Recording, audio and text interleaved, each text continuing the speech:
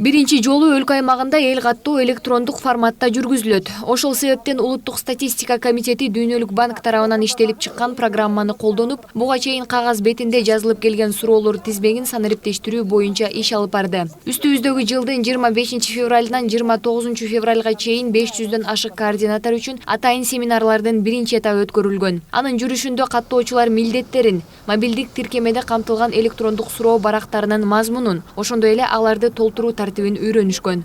Когда организовали нам обучение, все 5 дней, которые мы там были, Аламедин району боюнча 13 киши окуунун биринчи бөлүгүнөн өттүк. Бизге баары жеңил жана түшүнүктүү болду. Эми окуунун экинчи бөлүгүндө мобилдик тиркеме менен иштөө боюнча кененирээк маалымат алабыз. Бул окутуулар биз үчүн жаңылык болду. Ал эми суроолор тууралуу айтсам, ар бир жаран жооп бере алчудай кылып жеңил түзөбүз. могли звонить, интересоваться, что-то спрашивать дополнительно еще.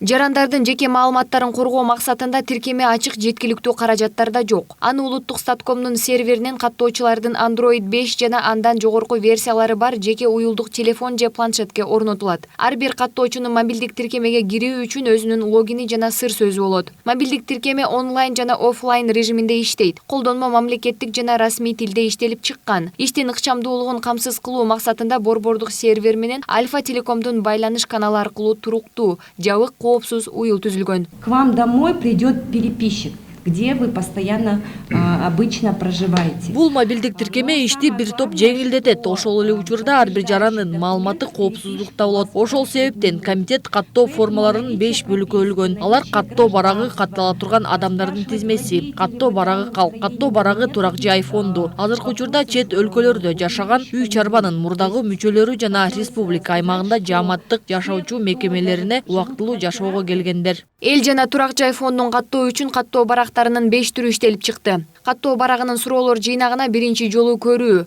угуу жана басып жүрүүгө байланышкан суроолор камтылган. Ал ден соолугунун мүмкүнчүлүгү чектелген калктын санын аныктоого шарт түзөт. Белгилей кетсек, каттоо 23 марттан тарта 1 апрелге чейин жүргүзүлөт. Ал эми өлкөнүн алыскы жерлеринде 20 апрелден 29 апрелге чейин улантылат. 1999 жылы биринчи улуттук эл каттоосу өткөн. Негизи 10 жылда бир өткөрүлүүчү компания болуп турукталып келген. Ошондой эле 2009 жылы эл жана турак жай фондун каттоо маселеси дагы кошулган.